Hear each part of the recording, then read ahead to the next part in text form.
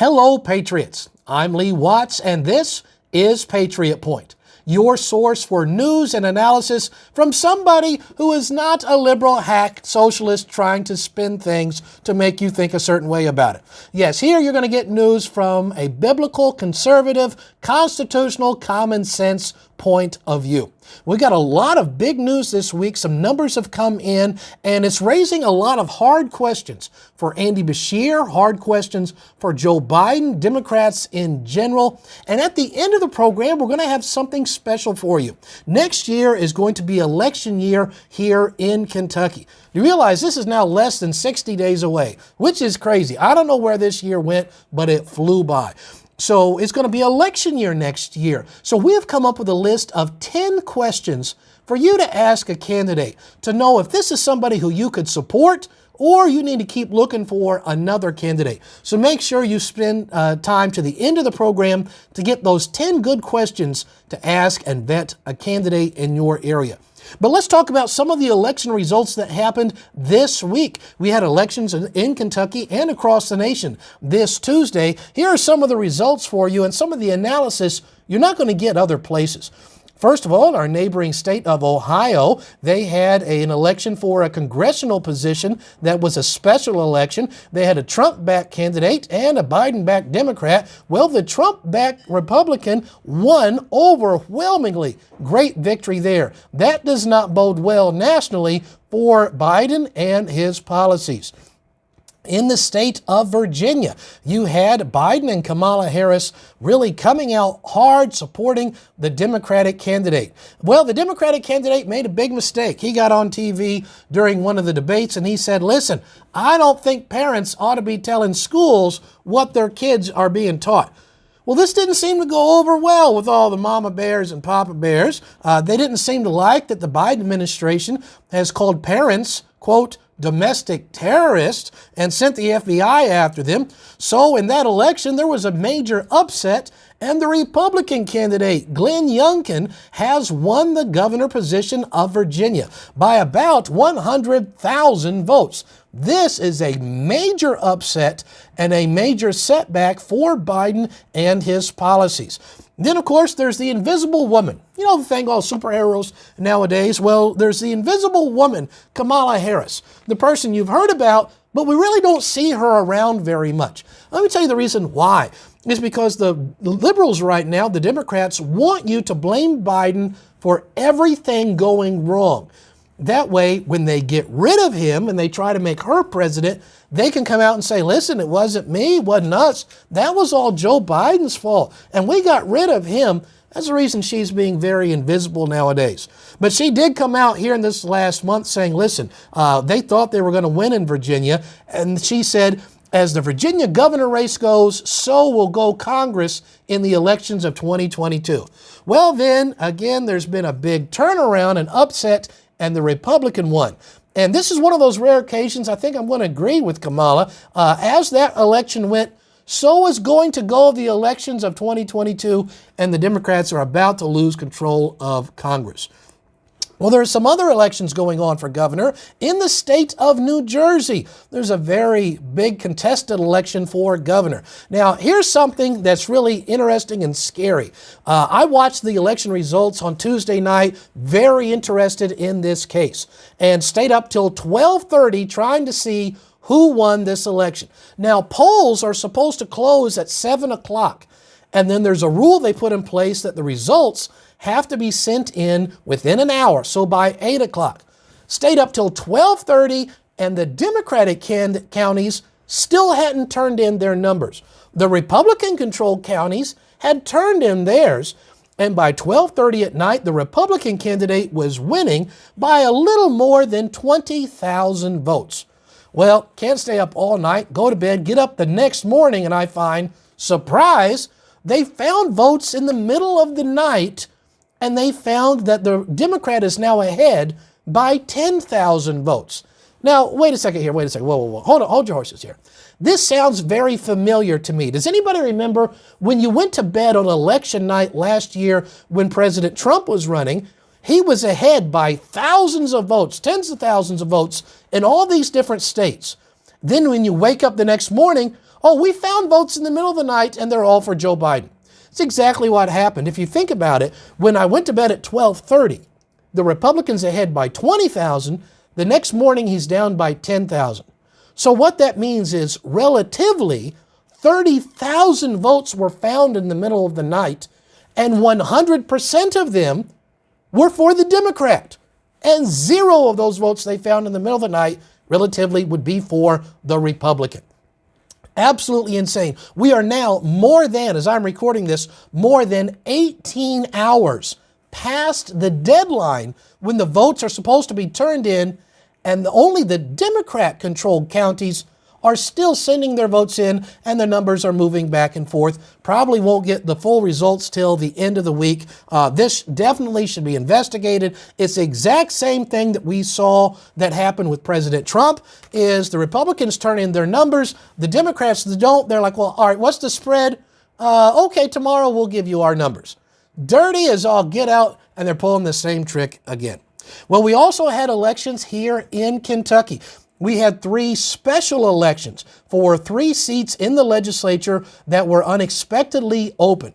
And so these were held. Well, what happened in this 22nd Senate District in Kentucky? Dr. Donald Douglas, the Republican, has won. He won by nearly 3-1. That is about a 300% margin, which means if you would have given his Democratic challenger all the votes that they did receive, and then you were to give them all those number of votes again, and then you give them all those number of votes again, they still don't have enough votes to beat the Republican, Dr. Donald Douglas, the new Kentucky state senator. And then this same thing happened in the House races for the Kentucky House of Representatives, House District number 89.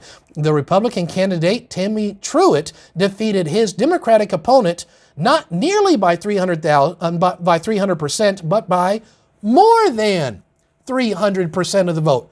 And the same thing happened similarly in the House District 51 race, where the Republican Michael Pollock defeated his Democratic challenger as well. So these are 3, not just 3 victories for the Republicans, 3 overwhelming, massive victories for the Republicans. So got a question there, Andy, for you. First of all, what do you think that means and bodes for your re-election ideas? Because he filed to run for re-election as governor last month. Andy, do you think that is a good sign for you? Do you think the Republican winning in Virginia is a good sign for you? Do you think the Republican winning in Ohio is a good sign for you? Because think about this, everybody. Andy Beshear supposedly won the Kentucky governor's race here about a year and a half ago by less than 1% of the vote. And if you really want to look into how that election was stolen, I encourage you to look under the videos here on the channel and look for the one on November the 13th of the year 2020.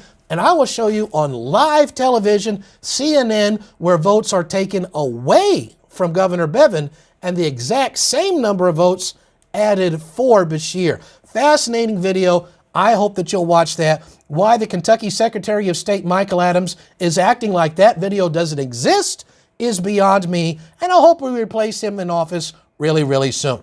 So Andy supposedly won his election last time by less than 1% of the vote. If you go back 4 years prior to that, in the year 2015, he ran for Attorney General and supposedly won that election also by less than 1%. So he has barely squeaked by twice now for governor and attorney general, each time by less than 1%. It makes me wonder, if he didn't have his daddy's name Beshear, would that have made a less than 1% difference if he was just running on his own? And if he was, he never would have won anything ever in any office. Well, let's think about this, some other numbers that have come in. Let's talk about numbers of voters in Kentucky since Andy Beshear's inauguration. According to the official registration voter rolls from the Board of Elections of Kentucky, Democrat voter registration in Kentucky has decreased by 33,345 since the day Andy Beshear took office. Well, Andy, how do you think that bodes for your re-election prospects? There's been more than 33,000 Kentucky Democrats who, since you've been governor, of like, I'm out of here. I'm not even going to call myself a Democrat anymore. Now, in the reverse, the Republicans have also had a shift in their voter numbers. To be fair, their official numbers from the State Board of Elections since the day that Andy Beshear has been inaugurated, the Republicans have gained 109,152 registered voters in Kentucky. Next question, Andy. How do you think that bodes for your re-election prospects? I don't think it sounds very good to me. Well, let's talk about some other numbers. Now, this is a number you're not going to get on the mainstream media. The number I'm giving you now, this is the reason I hope you watch Patriot Point every week. And that has to do with vaccinations. Last year at this time, last November, didn't have the vaccine out. 0 Americans have been vaccinated. But here we are a year later, and there's been approximately 200 million Americans, supposedly, who have been vaccinated. So now Andy Beshear, Joe Biden, all the liberal, socialist, progressives who are pushing this thing, they would give you the idea this is going to help America. This will decrease COVID cases. Well, here a year later, we can find out what actually happened. Well, with 200 million people in America now being vaccinated, did the number of COVID cases go down? No, it didn't. Did it stay the same? No, it didn't. It has actually increased by 300%. Think about that, people. With 0 people vaccinated, and now we have 200 million, the number of cases has increased daily 300%. Just thought I'd add that in. These are the kind of things you're not going to get on the other media outlets. So those are some hard questions for Andy. Why is that? Nobody's asking him that question, and he's surely not volunteering that information. So now let's ask some other hard questions. These are some hard questions to ask a candidate, somebody who is running for office, and I've kind of tailored this specifically to some Kentucky issues, but you could apply this to other states as well. So here are top 10 questions to ask a candidate. First of all, do you believe that the most recent presidential and Kentucky governor election were actually honest? If they answer yes to this, then I believe they are too naive to be in charge of leading our state. Again, I encourage you to watch the video from November the 13th of 2020 on Patriot Point, showing you on live TV how it was rigged. Question number 2, are you for any tax increases? I don't think we should increase the taxes for anything. They say, well, we need more money for the schools. You know, the schools today have more money than they have ever had because of all this federal stimulus money. They literally have more money than ever. But they only get that if they'll do all these little mandates. And so this is a problem here. They say, well, we need money for the roads. As long as they are shipping billions of dollars overseas for other nations, nations that literally have sworn to destroy us, they shouldn't be taxing Americans 1 red cent. As long as Andy Beshear can find $30,000+, actually I think it was closer to $50,000, to remove the Jefferson Davis statue from the Kentucky Capitol when it should have cost $5 grand, then you know what? You don't need to tax Kentuckians anymore. We are taxed enough already. As President Reagan said, it's not that the government taxes too little, it's that it spends too much. Question number 3, are you for term limits? There's a bill this year which has been proposed, which will be up in the legislative session next year, to put term limits into the Kentucky law, where it says if you can only serve for so long. This was intended to be a citizens' government. It's not intended to be run by professional politicians. So we have a bill for that. It's a great bill. I hope we can get it passed. Ask them if they are for term limits. Number 4, are you for a balanced budget amendment? Now, some people say, well, we balance the budget every year. That is incorrect. A lot of people are deceiving you when they tell you that, because a lot of the ways that the legislature will often balance the budget is by putting in there saying, well, we're going to borrow X amount of money through bonding or other processes, which means in order to balance the budget, we're just borrowing more money. Look, everything's paid for. No, it's not paid for. You went into debt, but you just did it ahead of time instead of on the back end. But a balanced budget amendment with no borrowing, no bonding, would they be for that or not? The next question, number 5, is are you willing to replace Kentucky's tax system? Right now, we need major tax reform with the Kentucky tax system. A wonderful system would be either the flat tax, which is just a flat percent on everything for everybody. Right now, the more money you make, the higher percentage of taxes you pay, which really violates biblical principle. Biblical principle is more of a flat tax. So for instance, you have the tithe, 10%, and you pay 10% if you make a little, or you pay 10% if you earn a lot. And so why the person who earns a lot would be paying more, it's the same percent for everybody. That would be the biblical principle there. Or even maybe an adjustment on that would be what's called a consumption tax, which means instead of taxing income, you're actually taxing spending, what people buy. Right now, we have thousands and thousands of illegal invaders here in Kentucky who aren't paying a cent in taxes, get all kinds of benefits, don't pay any taxes at all, though. If we had had a consumption tax where you just pay your taxes whenever you buy something, then one, you don't have to file your taxes at the end of the year. You just pay taxes when you bought stuff. Number 2, it would encourage saving, because as long as I'm saving, I'm not paying taxes on it.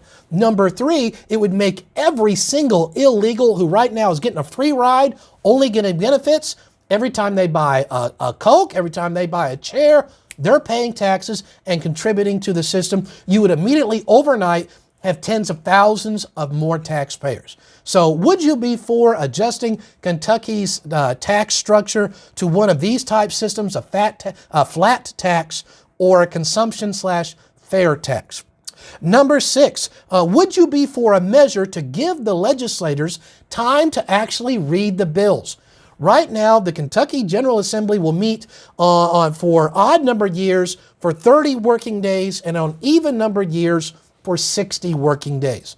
And during that time, so they have like about a 3.5 month time period, and sometimes will be as much as 1,500 bills and 3 or 4 times that many number of amendments.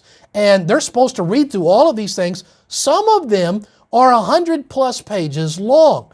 And they have to meet in the committees. They have to be in the legislative session. They've got to meet with their constituents. And somewhere they have to eat and sleep. There is not the physical time for them to actually read these bills. And often they're being shoved something in their face. Somebody else will say, oh, it's good, just go ahead and vote for it. And they haven't even read the bill. So would you be for a measure to actually give legislators time to actually read every single bill? I proposed an idea for this, I hope gets picked up here in the state, is like next year is an even-numbered year, 60 working days of the legislature. Instead of squishing that all into just the first few months, why don't you spread that out and do it 5 days per month? 5 days per month times 12 months is still 60 working days. And on odd number years where it's 30, just do it every other month. Same number of working days, 0 extra time up there in the legislative branch. It would give them more time to be at home with their families. It would give them more time to actually read the bills. Let's talk about number 7. Are you for mail-in voting? Here this last election cycle, the Secretary of State, Michael Adams, gave Andy Beshear everything that he ever wanted. He would work with him, and Andy would praise him and thank him for the bipartisan support. There's even a well-known radical leftist journalist named Mr. Girth here in Kentucky praising Michael Adams, the Secretary of State, for doing mail-in voting, for expanding it for a month long, and thought that was just great. Would you be for mail-in voting? That's a great question to ask a candidate, because if they're for mail-in voting, then why don't I can just mail in you my vaccine status? You trust mail-in things, don't you? Well, I can just mail it in to you, and you can trust me that I got it. Here's another question, number 8. Are you for removing modems from Kentucky voting machines? A modem is what allows it to be connected over the internet. And there was a measure this year to get rid of those in Kentucky voting machines, and that got pulled out. They voted that down, wouldn't let it get passed. We need to have, because you can't secure it. If it's on the internet, somebody can hack it.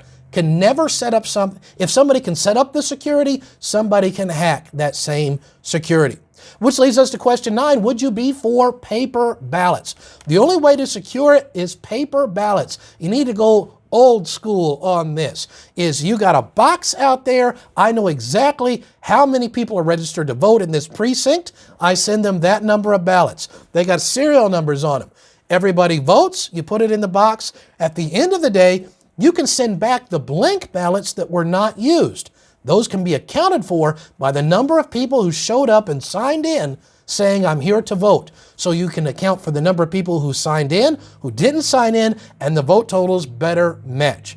And that's the way to secure it with all paper ballots. And then here's our last question. Would you be for forced vaccinations, or would you be for a bill that would protect Kentuckians from being forced to be vaccinated against their will? We have a bill that will do that has been written. It is called BR 106. It'll be up for a vote this coming year in the Kentucky General Assembly, and it would protect private employees, private employers from being forced to take an injection against their will. Now, we got some people calling themselves conservatives, and I'm going to call them out on this saying, oh, well, I wouldn't be for that because that would be telling businesses what they can and cannot do. And I'm not for putting regulations on businesses. I'm calling them out foul ball. Wrong, because there are a mountain of regulations on businesses. I don't see any of them saying, let's just take off these regulations we've already put on them. And every year they put more regulations on businesses. They just don't want this one that would protect people from this vaccine. So if anybody says, well, I wouldn't want to do that because I don't want to tell businesses how to run their business. I don't believe that at all. It's a bunch of baloney. There's a mountain of regulations on businesses, and they just don't want this one that would give the people more freedom. By the way, they passed a law this year in 2020, which will allow 2021, which allowed all the state employees to have the freedom of choice. All the legislators get the freedom of choice. It's Kentucky law known as KRS 214.036, paragraph 2, section C. Or is it section C, paragraph 2? It's one of the two, and it basically says, hey, I work for the state can't mandate it. I get the freedom of choice. By the way, the Biden administration has mandated this, but you don't have to do it if you're a White House employee or if you're a member of Congress. So members of the government, you get the freedom of choice, but we're not going to give that same freedom to everybody else. Just thought I'd throw that in there. So that's some of the information this week. I hope somebody will take this and post this on your Facebook page. I am once again in Facebook jail, been in and out of that Facebook jail more than Otis Campbell was out of the Mayberry jail. So I can't post it on Facebook for a week. And I want to give a shout out before we go to a wonderful patriotic organization starting to do a lot of good things. It's KentuckyStandsUnited.com. I hope you'll check them out. Well, that's some of the news that we have this week. Some analysis you're not going to get on the other news sources, which is why I hope you watch Patriot Point and you will share it, like it, comment. It really helps the channel.